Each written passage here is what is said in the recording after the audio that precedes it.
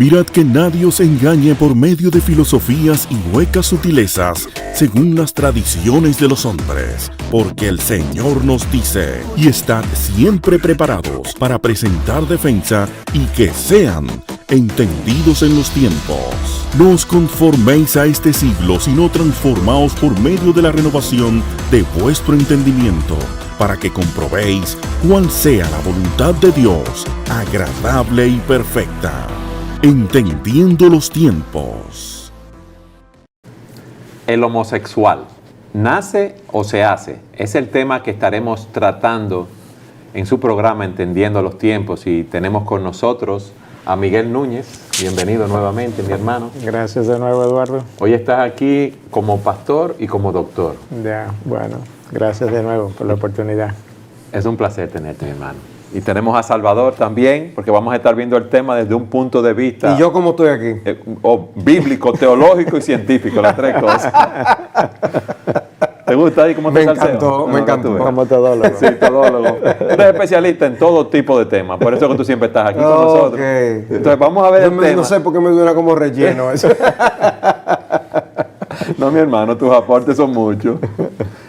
Y vamos a ver el tema de un punto de vista bíblico, teológico y científico también.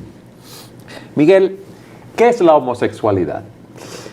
Bueno, yo creo que depende de a quién tú le preguntes, por así decirlo, porque por un lado hay la atracción del mismo sexo, hacia el mismo sexo, que no, sin la práctica de la homosexualidad.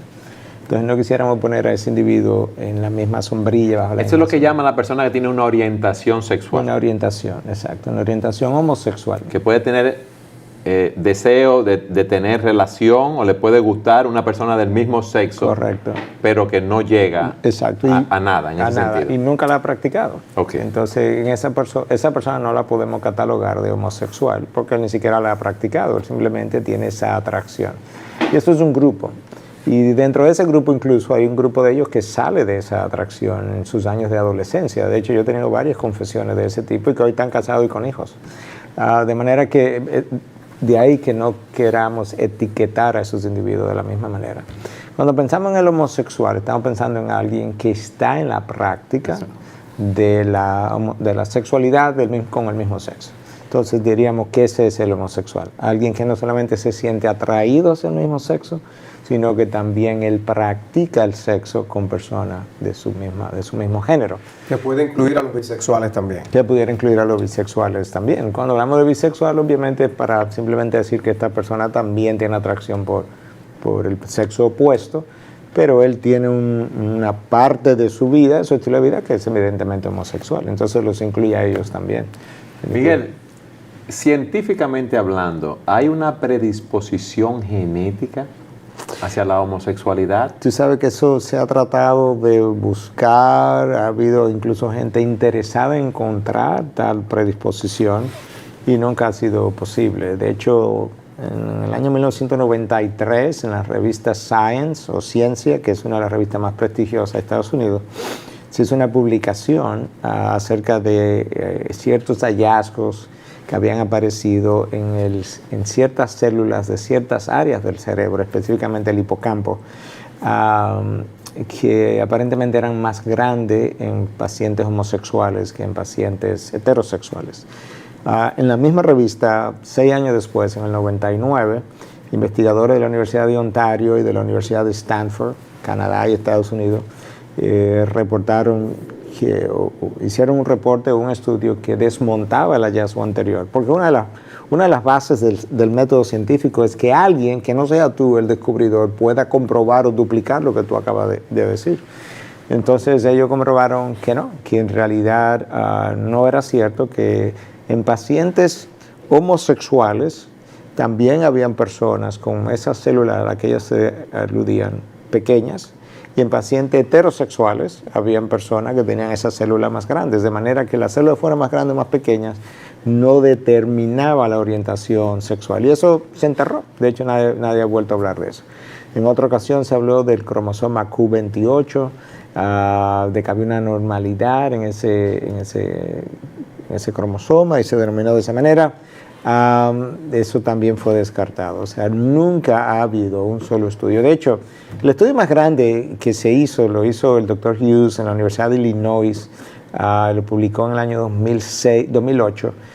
Él revisó 1000 estudios, es lo que se llama un metaanálisis, donde tú tomas múltiples estudios y entonces tú analizas los hallazgos de todos los estudios y es como que tú llegas a una conclusión basado en todos esos estudios. Él revisó 1000 estudios, no 1000 pacientes, 1000 estudios. Y la conclusión al final es que en la homosexualidad no había un componente genético y si lo había era muy mínimo. Yo creo que hay que prestarle atención a un metaanálisis de 1000 estudios distintos, de manera que hasta el día de hoy no ha habido un solo estudio que haya probado que la homosexualidad tenga un componente genético.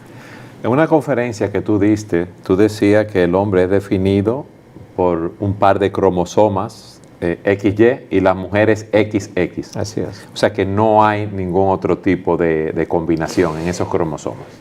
No, la realidad es que, y esto es algo que es importante que nosotros podamos entenderlo, biológicamente, si tú tomas una célula y le das esa célula a un genetista y le dice, mira, dime qué es esa persona, él te va a decir hombre o mujer. Ese es su genotipo. Si ahora nosotros tomamos un hombre o una mujer y le tomamos fotos a sus genitales y tú se lo das a cualquier persona que quiera ser objetiva y le dice, ¿qué es ese individuo? ¿Eso es un hombre? ¿Eso es una mujer? Eso es el fenotipo. Yo tengo el cabello negro. Verdad que tengo canas ahora, pero normalmente mi cabello... Lo tenía, está bien. Exacto. Medio negro, vamos a decirlo así, no te Exacto. apures. Pero hay un gen en mí que determina que mi color sea negro. Entonces, mi genotipo, a nivel de ese gen, para el cabello es negro. Y mi fenotipo es el color que tú ves. Entonces, realmente, cuando alguien dice, no, porque yo me siento ser, es que no es una cuestión de lo que yo sienta, es una cuestión de lo que tú eres. Tú eres fenotípicamente hombre o mujer por los genitales, y tú eres genotípicamente hombre o mujer por lo que tus genes dicen. Que yo no lo acepte es otra cosa, pero sabemos lo que la persona es. Yo creo que eso tenemos que dejarlo bien claro. Y en esos individuos, ni hay hallazgos a nivel del cerebro, ni hay hallazgos a nivel de los genes, ni hay hallazgos a nivel de las hormonas, para decir que este individuo, aunque tiene órganos masculinos, realmente él es mujer. No, porque ¿qué basado en qué? En un sentimiento. Bueno, si lo vamos a dejar a nivel de los sentimientos, en aquellas tribus donde la gente se come a la gente, es también por sentimiento, porque le gusta la carne humana. Pero lo vamos a dejar así. No, tenemos que ser más pensantes. O habría que aplicarlo a otras esferas también. Yo me siento joven. Exactamente. ¿Quiere decir que voy a cambiar la edad de mi cédula? O algo? Exactamente. Y entonces ahora yo tengo 70 años y una joven de 15 años debiera considerar casarse conmigo, porque yo me siento de tu edad. Porque si no me ofendo. Exactamente. Entonces, no, eso es como que no tiene ni pie ni cabeza, excepto en el área de la moralidad, porque la sociedad quiere definir la moralidad conforme a sus propios criterios. Todo el mundo quiere ser relativista, a menos que tú andes a 30.000 pies de altura con un piloto y el piloto quiera ser relativista. O quiera algo en el banco. O quiera algo en el banco. En el banco, exacto. Entonces te das cuenta que es en el área de la moralidad que la gente quiere aplicar el relativismo para poder justificar todo tipo de conducta. ¿Esa es la realidad? La Escritura dice que Dios creó al hombre, varón y hembra los creó. Y cuando habla del diseño de Dios para el matrimonio, dice, por tanto, dejará el hombre a su padre y a su madre y serán una sola carne. O sea que Dios ve a un hombre y una mujer que creó en ese diseño para consumar un matrimonio. Y lo vemos también, como tú dices, en los órganos de cada uno, cómo Dios los hizo, cómo están adaptados, ¿verdad?, para tener la relación entre un hombre y una mujer. ¿Qué tú nos dirías, Salvador? Obviamente el diseño de Dios siempre ha estado ahí y es claro, es obvio. Aún le podemos preguntar a niños y ellos pueden reconocer eso de lo que tú estabas hablando y decir, no, pues eso es un hombre o eso es una mujer. Ellos saben identificar esto. Pero el desafío del hombre para con Dios ha estado ahí desde el principio. O sea, lo vimos con Adán y Eva, lo vemos en las Escrituras, y desde la introducción del pecado en el mundo, ese desafío contra Dios está allí. El hombre quiere vivir por sus pasiones y sus deseos. Ahora, podemos ser deshonestos y podemos nosotros decir que Dios no existe. Por eso dice el necio en su corazón, no hay Dios, es el lenguaje que utiliza las Escrituras. O el hombre, pretendiendo ser sabio, se hizo un necio y empieza a cambiar, a tergiversar el diseño de Dios para poder vivir como tú bien, Miguel, has descrito, y hacer lo que ellos desean.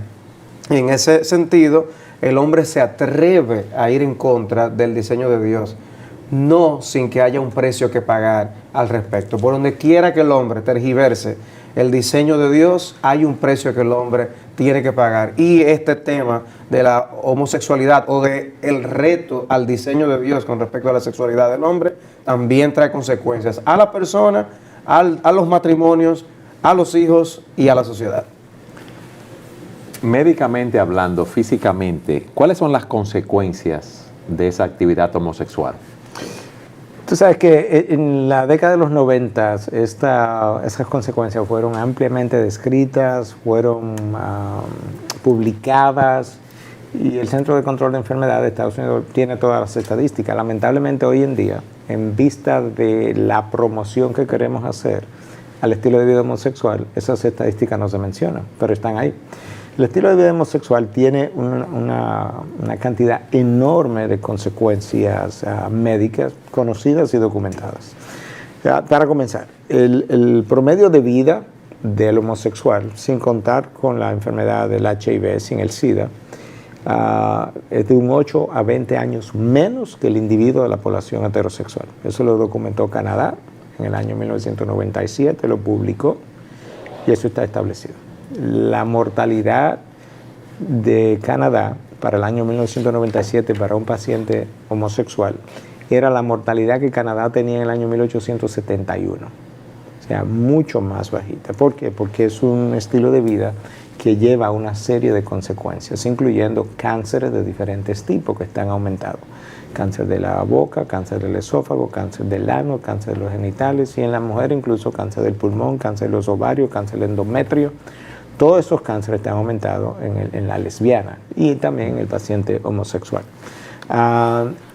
Mayor suicidio, mayor incidencia de suicidio, mayor consumo de alcohol, mayor consumo de drogas, mayor consumo de cigarrillos. Todas esas cosas aumentan la mortalidad de un paciente y la morbilidad, que es la calidad de vida. Desórdenes alimenticios, de bulimia, anorexia, está aumentada en la población homosexual también. Depresión, ansiedad, también está aumentando en los pacientes con homosexualidad. De manera que nosotros sabemos que esto representa un desequilibrio emocional del individuo que lo lleva a consumir justamente sustancias para lidiar con su ansiedad, insatisfacción interna. Lamentablemente, la manera como han querido defender eso, es decir, que esos trastornos se deben a que la sociedad no los acepta. No se debe a que la sociedad no los acepta. Es lo opuesto, es que como ellos mismos viven algo que ellos no son, ellos están realmente viviendo sus propias insatisfacciones y encontrando o tratando de encontrar la satisfacción existencial para sus vidas en estas cosas, ya sea un estilo de vida alterno o el abuso de sustancias, pero siguen vacíos, obviamente. Entonces, bueno, también la incontinencia fecal, un 25% de los pacientes, de los hombres que practican la homosexualidad terminan con incontinencia fecal, justamente porque el ano no está hecho para eso. Es un órgano que tiene fibras que no está hecho para funcionar hacia adentro, sino hacia afuera, y no tiene las capas de protección que tiene el órgano receptor de la mujer, justamente preparado para la fricción y demás. Es un órgano friable, donde hay fisuras, donde hay hemorroides, donde hay sangramiento, como fruto de este estilo. De manera que un estilo de vida altamente peligroso en términos de sus consecuencias médicas. Eso está documentado, nada de eso yo me lo estoy inventando, todo eso está en el Centro de Control de Enfermedades de Estados Unidos, el CDC. Tú entras y lo encuentras bien documentado, y múltiples otros estudios. La población no lo conoce, pero está ahí. Salvador, ¿qué dice la Biblia acerca de la homosexualidad? No, la Biblia hace declaraciones en contra de la homosexualidad o de los actos homosexuales. Dios se manifiesta así del mismo libro del Génesis hasta el final. En el libro de Apocalipsis hay declaraciones en contra del pecado, de la homosexualidad. No queremos decir con esto que la Biblia solamente condena el pecado de la homosexualidad. La homosexualidad es un pecado más en ese aspecto, porque las personas tienden inmediatamente a sonar la voz de alarma y alerta y dice que nosotros somos homofóbicos. No, nosotros somos pecadofóbicos. Sí, en ese sentido vamos, pero no es ni siquiera fobia, no es ni siquiera odio, es en el sentido en que lo quieren poner. No aborrecemos a la persona, al pecador en ese aspecto, lo que queremos es hacerle bien. Nosotros no vamos a amar la mentira, pero estamos en contra de la mentira y le tenemos que hablar al mentiroso para que evite las consecuencias de su pecado. Pero el punto es que nosotros vemos a Dios actuar y emitir juicio muy severo en el caso de las ciudades de Sodoma y de Gomorra por causa del pecado de la homosexualidad. Y eso se hace evidente cuando aún se cita ese mismo ejemplo por el mismo Señor Jesucristo, hablando de los días anteriores a su venida y de lo que ocurre también en las epístolas como segunda de Pedro, cuando habla de que cómo Dios utilizó eso como un ejemplo para que la gente sepa que en el mañana Dios seguirá juzgando el pecado. De manera que Dios lo ve como un pecado del que el hombre tiene que arrepentirse, como el hombre tiene que arrepentirse de la mentira, de la codicia, de la lascivia. Nosotros no hablamos solamente en contra de una persona que practica la homosexualidad, es que la Biblia también habla en contra de un hombre que anda desenfrenadamente con mujeres o de mujeres que andan desenfrenadamente con hombres. Es el pecado por ser pecado. Dios abomina todo aquello que esté en contra de su naturaleza santa y de su ley. En ese sentido, es bueno aclarar que Dios busca el bien del hombre y no el mal. Nosotros todos tratamos a nuestros hijos no dándole todo lo que ellos desean, porque sabemos que no les conviene. Y Dios que nos hizo sabe que no todas estas cosas nos convienen. Y hay asuntos físicos, como muy bien Miguel ha descrito, que son consecuencias que este pecado trae. Pero ¿y qué de las consecuencias morales? La condenación final es la consecuencia final horrorosa que el pecado puede traer sobre todos aquellos que no se arrepienten de lo que hacen en contra de Dios. Pero en el pecado de la homosexualidad, de manera particular, es parte de esta revolución moral que trae consecuencias a la sociedad en sentido general. Esto es como una represa, donde nosotros cuando le abrimos una pequeña brecha, esto si se abre, no sabemos hasta dónde esto va a conducir. Y vemos ya señales de esto en Europa y en los Estados Unidos. Esto se acompaña del tema de cómo nosotros podemos practicar, ¿no?, la muerte asistida a las personas. Esto se acompaña porque la conciencia del hombre empieza a erosionar la ley de Dios funcionando con él y empieza a dar lugar a muchas cosas que están en contra de la palabra de Dios. Es impensable nosotros pensar en algunos de nuestros países que se pueda justificar la zoofilia o la pedofilia, pero ya se está hablando, hay personas que son defensores de los derechos humanos de las personas que tienen esa enfermedad, como la llaman. O sea, que no estamos inventando cosas. Miguel, ¿qué está pasando ahora mismo en Carolina del Norte con esto de las leyes de quienes pueden entrar a un baño de hombres o a un baño de mujeres? Estas son cosas que están pasando ahora mismo, en estos instantes. Entonces, no estamos hablando de cosas, pero eso es mi vida privada, yo hago con ella lo que yo quiero. No, hay consecuencias que van a afectar a una hija mía que esté estudiando en una institución. Esto puede afectar al resto de mi familia, puede afectar a nuestras iglesias, puede afectar a los niños en la forma como sean educados. O sea, que no es tan inocente como se quiere presentar, ni es tan privado como se quiere argumentar. Y la Escritura, como tú decías, lo condena y aún quieren tergiversar la Escritura como nosotros hablábamos hace un momento. Como en el caso de Lot, las personas que querían, las personas de Sodoma, ¿verdad?, que querían tener una relación sexual con los visitantes de Lot. Hay personas que dicen, no era una relación sexual, homosexual que querían tener, sino era brindarle hospitalidad. Y eso no es así. Es tergiversando la palabra de Dios. Ahora yo quiero que en el próximo segmento ustedes nos expliquen el porqué de esa conducta, el porqué de esa rebeldía, el porqué esas personas quieren tergiversar los mandamientos, las porciones bíblicas, los textos que hablan tan claramente en contra de la homosexualidad. Siga con nosotros en su programa Entendiendo los Tiempos.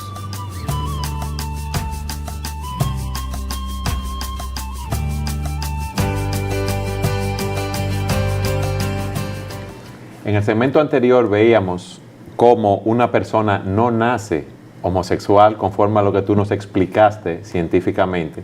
Y también Salvador nos decía cómo Dios creó un hombre y una mujer y cómo Dios condena la homosexualidad en las Escrituras.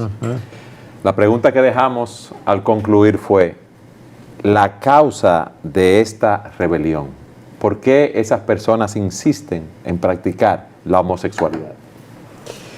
Yo creo que el fenómeno, si pudiéramos llamarle, es multifactorial, porque en la medida que tú te sientas a escucharlo, como ustedes conocen, yo soy infectólogo y he tenido la oportunidad de conversar con muchos de ellos, justamente por sus infecciones, porque era parte de lo que hacía en Estados Unidos, por el SIDA mismo, que me tocó ver mucha gente. Y tú puedes ver una gama de cosas distintas. Tú puedes ver a niños sexualizados muy tempranamente, que a la edad de 5 o 6 años lo estaban abusando. Y lo hizo un hombre y lo sexualizó a una edad en que ellos ni siquiera piensan en eso. Pero tuvo un placer, tuvo un deseo. Y entonces, como ese deseo era algo que ellos sentían a la edad de 8, ya de 9 y 10, lo siguieron practicando. Y entonces hubo una sexualización temprana. Eso es alguno de esos casos. Otros han sido violados tempranamente, pero esa violación eventualmente lo condujo a la experimentación de ese placer, que a pesar de ser una violación, experimentaron en un momento dado. Y es parte de esa misma sexualización temprana. Pero hay una cantidad enorme de individuos homosexuales, hombres en particular, que no tuvieron una buena relación con el padre. Entonces Dios nos diseñó para tener una buena relación de aceptación y aprobación de parte del padre y una buena relación amorosa con la madre, aunque ambos deben amar, pero lo que el niño desea de uno no es exactamente lo que desea del otro de manera primaria. El deseo primario de un niño es que su papá lo apoye, lo apruebe. Tener una identificación con él. Si eso no está y la madre lo suple, su identificación es con el sexo femenino. Entonces él comienza a comportarse como la mamá, porque él quiere la protección de la mamá. Él habla como ella, camina como ella, gesticula como ella. Y aparte de eso, nosotros todos copiamos de otros, de lo que vemos, pero él todavía tiene un deseo por la aprobación del papá. Entonces, ¿qué él termina haciendo a veces? Buscando un hombre hasta de mayor edad que me pueda brindar el cariño paterno, la seguridad paterna que mi papá nunca me dio. Entonces, usualmente tú puedes ver esa diferencia de personalidades, donde hay uno de los dos que es más determinante, de los homosexuales, más determinante, el que provee la seguridad, el que da el apoyo, y el otro ejerce el rol como de esposa o de mujer, con una personalidad más frágil, etcétera, etcétera. Entonces ahí tú tienes otra causa. En la mujer lesbiana tú puedes ver niñas que muy tempranamente determinaron que ser mujer no era una cosa segura, porque el papá era abusivo físicamente, verbalmente.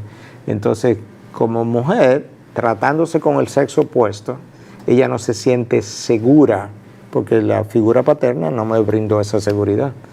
Pero mi mamá, en cambio, sí me apoyó. Entonces ahora mi identificación, en el caso de la niña, es con la mujer, con la madre, que no me abusó como mi papá, que no me hablaba como mi papá, que no me atemorizaba como mi papá.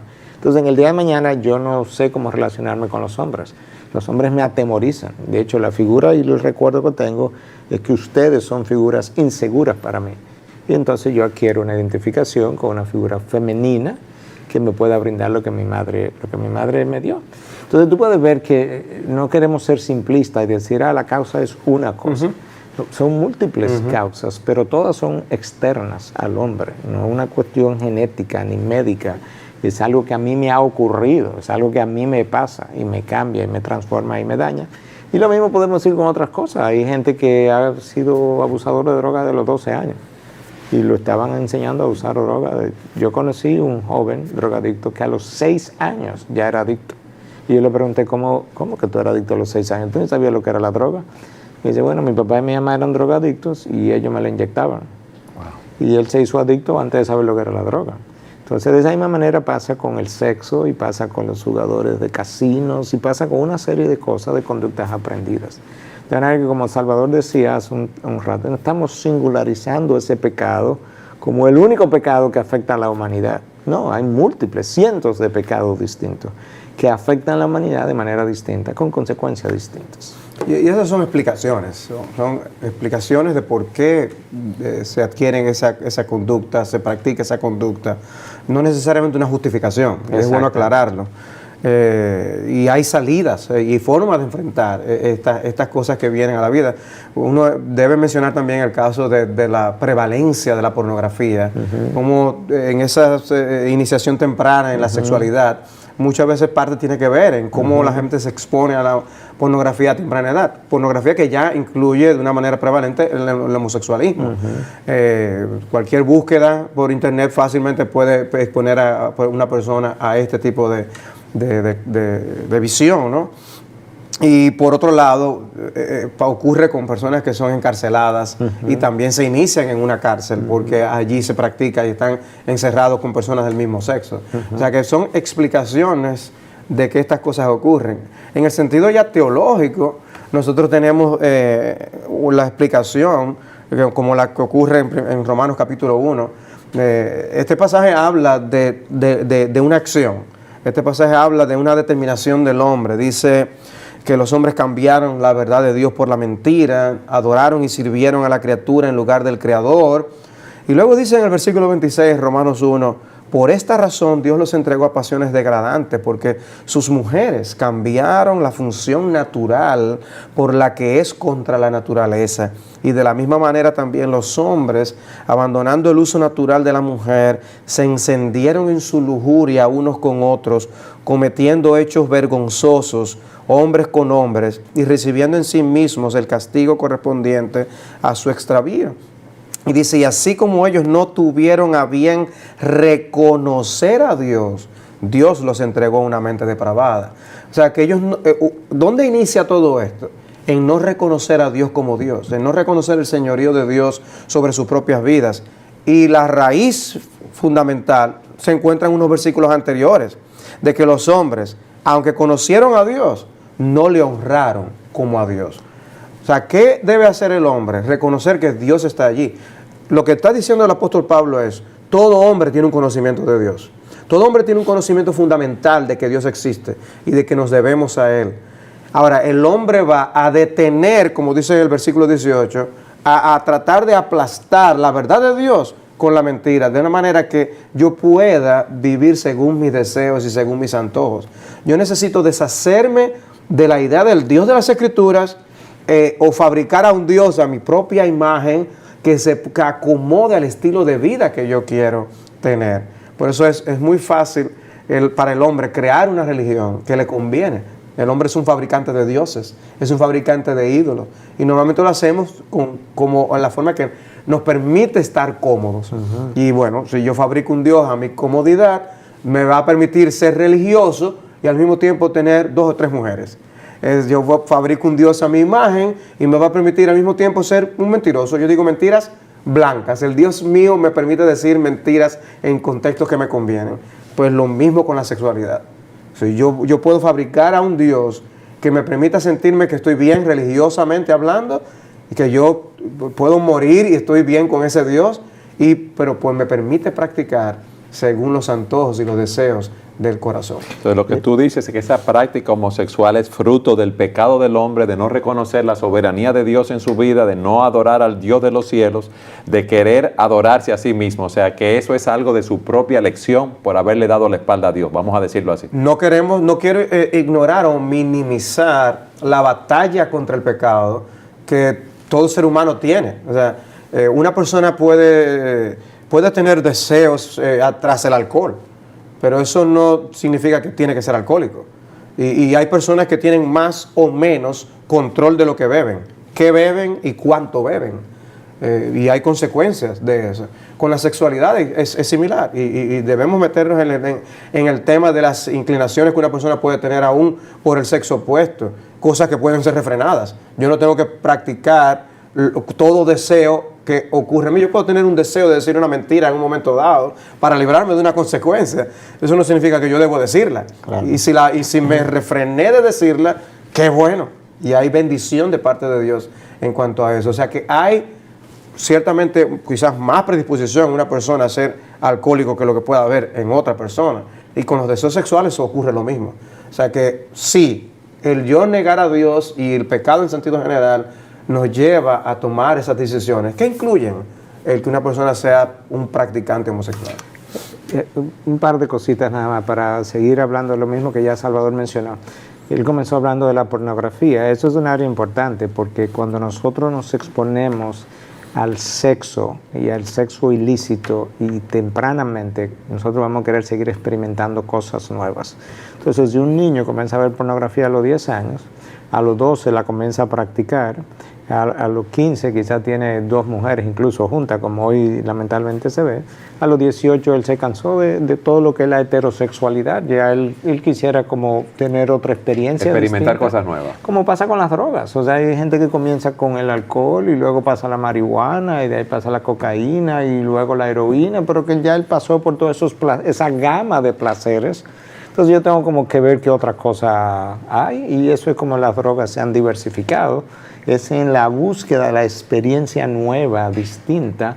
El paciente que tiene un viaje de cocaína, la razón por la que él busca un segundo y tercero es porque la experiencia de la primera usualmente es tan fuera de serie que él quiere volver a tenerla, pero tú sabes que en la experiencia de la mayoría de ellos cuando tú hablas, la segunda nunca fue tan buena como la primera, ni la tercera, de ahí el aumento de la dosis, buscando ese primer viaje porque fue tu primera experiencia, pero tú terminas con dosis mucho más altas y nunca llegando al viaje inicial donde tú nunca habías probado estas cosas, de manera que eso es importante. Y lo otro, con relación a Romanos 1 que hablaba Salvador también, lo peor que le puede pasar a un hombre o a una familia o a una nación es que Dios lo abandone.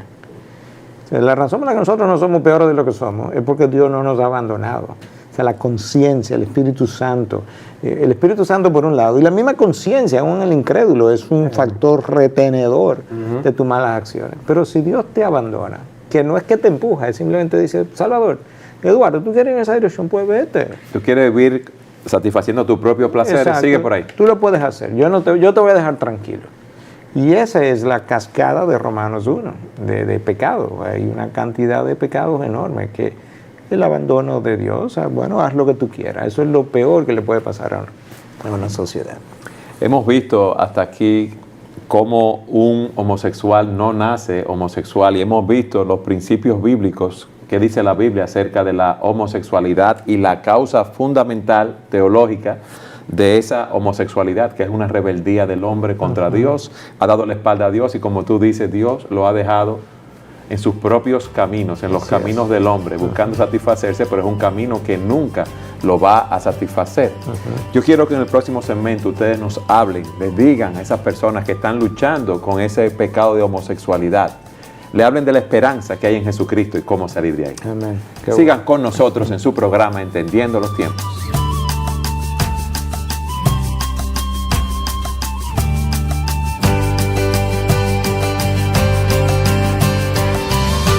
Quizás hay una de las personas que nos está escuchando que está luchando con ese pecado de homosexualidad y se puede estar preguntando, ok, yo he oído lo que ustedes han presentado desde un punto de vista médico, científico, desde un punto de vista teológico.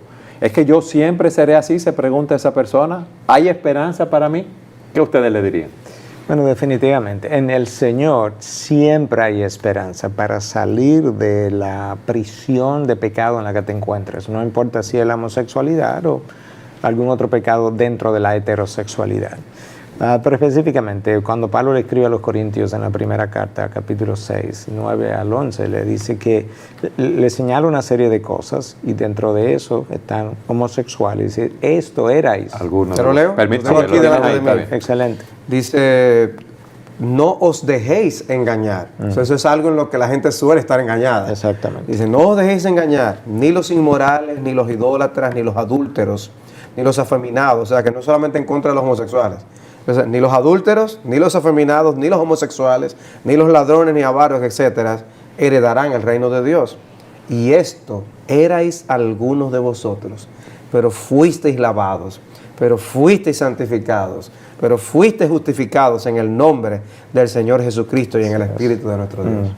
O sea, algunos de ellos iban camino a la condenación, no solamente por el fruto de la homosexualidad, sino por su avaricia, por lo adúltero que eran y sin embargo se encontraron con Cristo, Cristo lo encontró a ellos y Cristo los lavó. En otras palabras, Dios los perdonó en base a la sangre que Cristo derramó en la cruz y el arrepentimiento de ellos, de esos estilos de vida, en base a eso que Cristo hizo y la entrega de su vida al Señor para que el Señor le pudiera entregar la suya.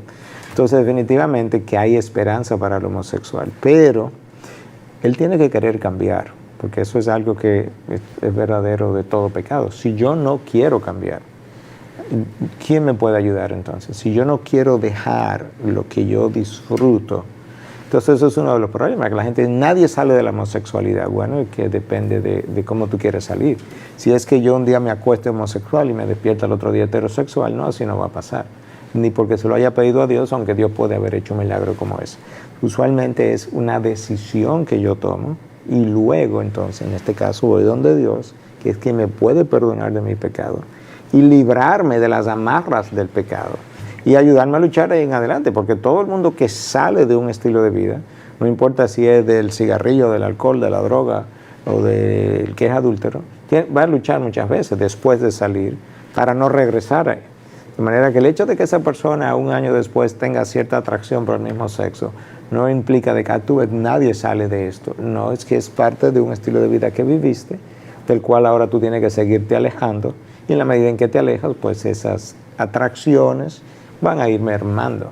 Pero eso es una obra de Dios en ti. El Espíritu Santo que viene a morar en ti como nueva criatura te va a ir empoderando y dándote la gracia para luchar en contra de esa atracción. Y ese espíritu me permite despojarme de esos viejos patrones de vida y vestirme de los patrones que Dios tiene para mí. Y por eso es que nosotros vemos y tratamos como pastores con personas que han estado luchando con ese pecado, muchos que han sido homosexuales practicantes, vamos a decir así, y han luchado en la fuerza de Dios, siguiendo lo que Dios dice en su palabra, y han vencido. O sea que tenemos esa base bíblica para decir que sí, Dios ciertamente transforma en base al arrepentimiento. ¿Qué es el arrepentimiento? Sino ese cambio de mente hacia lo que es el pecado. Yo me pongo de acuerdo con Dios y confieso mi pecado de homosexualidad o de otra cosa, aún de adulterio.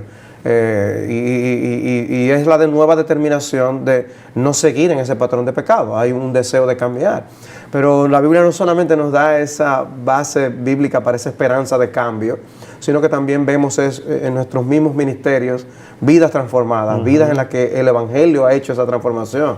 Y llamo la atención para aquellos que quieren pues, leer y exponerse más a un ejemplo de esto, y llamo al caso de Rosaria Butterfield, que fue una gran activista, ¿no?, del feminismo y profesora en una universidad en los Estados Unidos, y ella incentivaba el feminismo y era practicante lesbiana, y hoy en día ha escrito un par de libros que son excelentes. Pueden buscar estos libros en la internet y exponerse a los libros de Rosaria Butterfield y ver cómo Dios obró en su corazón para hacerle ver cómo su cosmovisión estaba equivocada, errada, la visión de la vida, la visión de Dios, la visión del pecado.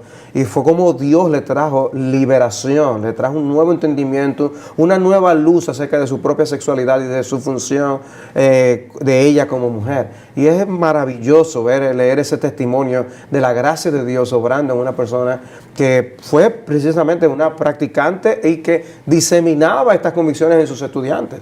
O sea que hay esperanza. De que tú preguntabas, ¿hay esperanza? Queremos confirmar, sí. Hay gran esperanza de que Cristo puede transformar tu vida.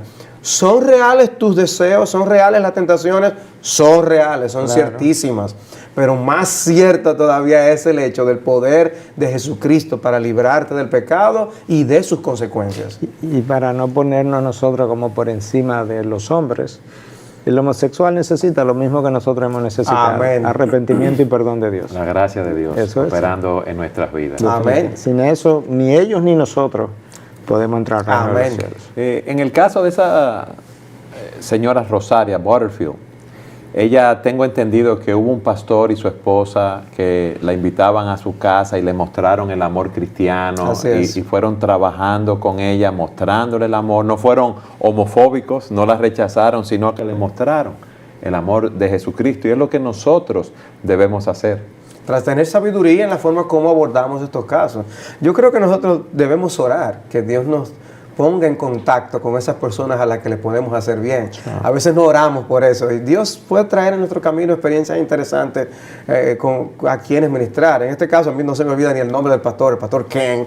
Es algo que es un nombre que ella repite vez tras vez, porque ese hombre le hizo mucho bien. Y dice, una de las cosas que me llamó la atención fue que esa persona podía hablar de cualquier tema y hablaba bien, era inteligente. O sea, no inmediatamente la abordó para atacarle en base a lo que era su práctica, sino que pudo ganarse la amistad de la persona, y en base a hacerle bien, eso abrió las puertas para presentarle el Evangelio de una forma que hoy vemos los frutos. Como hablamos en otro programa, esa pareja vivió el Evangelio. Amén. No solamente se lo predicó, lo vivió, se lo mostró, lo pudo ver. Lo ejemplificó delante de ellos. Y eso tiene un poder extraordinario. Esa debe ser nuestra actitud, una actitud de saber que nosotros somos capaces de cualquier cosa, que unos luchan con un área, otros luchan con otras áreas de pecado en su vida, ira, maledicencia, malicia, otros con el homosexualismo, con diferentes áreas, pero que la gracia de Dios es suficiente para transformarnos, y debemos mostrar ese amor hacia ellos. No sé si puedo decir algo, sí, añadir algo en este sentido. Yo creo que se necesita tanto de parte nuestro como cristianos que queremos compartir el Evangelio, como aún, apelo yo hacia aquellos que puedan ser homosexuales que nos estén escuchando. Apelo al hecho de que podamos tener intercambios de ideas, estemos dispuestos a sentarnos a conversar. Si nosotros como cristianos, por ejemplo, no estamos dispuestos a oír, no estamos dispuestos a sentarnos a escuchar qué nos pueden decir, cuáles son sus argumentos, sus razones, sus experiencias, posiblemente no vamos a ganar su corazón.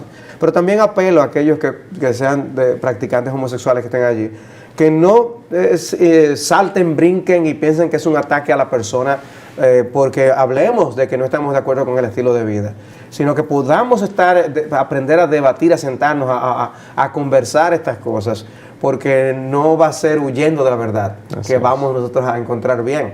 La verdad es verdad donde quiera que se encuentre, ¿no es así? Pues entonces, si tú crees que tú estás convencido de una verdad, no debe darte miedo conversar acerca de ella, ni a nosotros ni a ellos. Tú decías, Miguel, que una persona que ha sido un practicante homosexual se convierte al Señor y tiene luchas. Es bueno saber que puede volver a caer en el pecado. Así es. Pero eso no implica que no va a seguir luchando y obtener la victoria. Ahora, ¿qué ustedes le dirían a una persona que dice que es creyente y continúa siendo un practicante homosexual? Yo creo que, como bien Cristo dijo, por sus frutos los conoceréis. Realmente la evidencia de que alguien verdaderamente ha sufrido una transformación verdadera es su cambio en su forma de vivir, su forma de pensar, y como consecuencia su estilo de vida.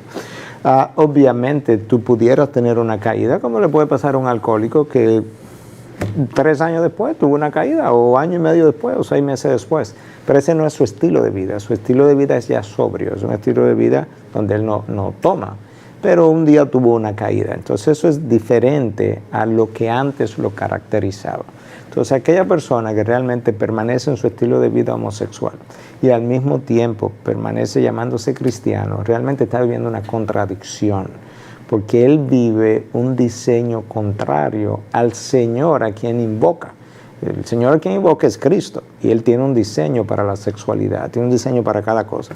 Y en el caso de la sexualidad tiene un diseño heterosexual que bendice al hombre, que contribuye al florecimiento humano, y tú lo has violentado y estás sufriendo las consecuencias y no puedes ni siquiera contribuir al florecimiento humano, porque para comenzar no te puedes procrear. Aparte de eso, las consecuencias que ya hablamos. Entonces, eso es una contradicción, y yo creo que la gente necesita entender eso, que cristiano no es el que se llama cristiano. Cristiano no es el que va a una iglesia, ni siquiera el que va a una iglesia de buena doctrina. Cristiano es el que, después de haberse encontrado con Cristo, recibió perdón, entendió que este es su Señor, está experimentando un cambio de vida y una transformación continua de pensar y de vivir como fruto del Espíritu que vive en él y de la palabra que lo sigue transformando. Yo creo que eso es lo que tendríamos que explicarle, pero con amor. Yo creo que el Salvador aludió a eso. Nosotros necesitamos exhibir el Evangelio en nosotros, necesitamos hacer eso con amor, necesitamos escucharlo, necesitamos entender sus luchas, porque como dice en inglés, a mí no me importa, a mí no me importa cuánto tú sabes, hasta que yo no sepa cuánto yo te importo a ti. Sería la manera de traducirlo. Y si yo pienso que yo no te importo, pues no importa cuánto tú sepas de teología, de medicina, de ambas cosas, a mí no me importa lo que tú sepas, porque yo no te importo. Y esa es la parte que yo creo donde a veces hemos fallado, en poderle mostrar al otro, tú me importas. Pablo decía, ya no vemos los hombres a nadie según la carne. ¿Qué quiere Pablo decir con eso?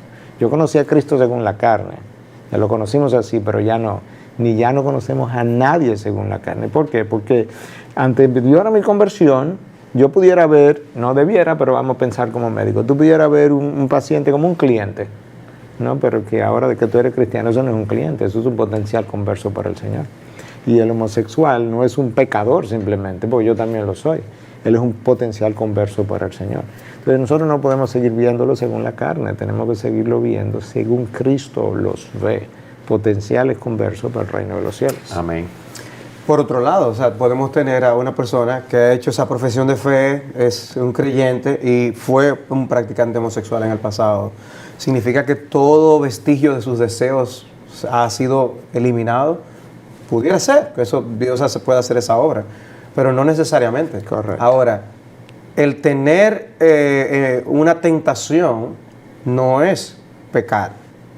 Ahora, ceder a la tentación es pecar. Correcto. Y eso es una diferencia que es necesario hacer.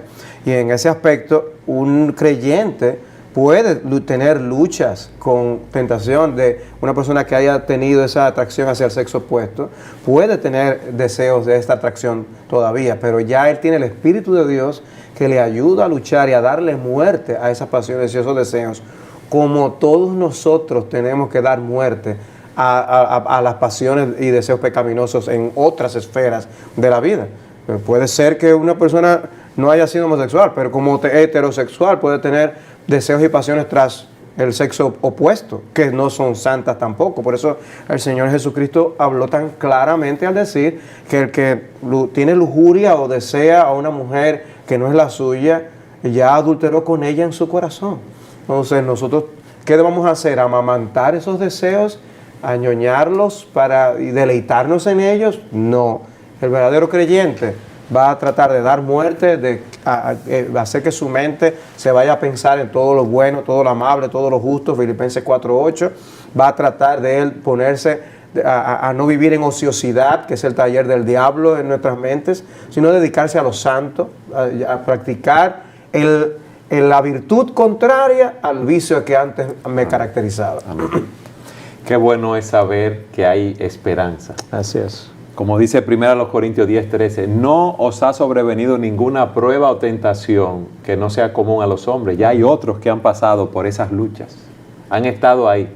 Pero dice el texto, más fiel es Dios, Amén, que no os dejará ser tentados o probados más allá de lo que podéis soportar. Amén. Y juntamente con la prueba os dará la salida. Amén. En Cristo hay esperanza. Amén.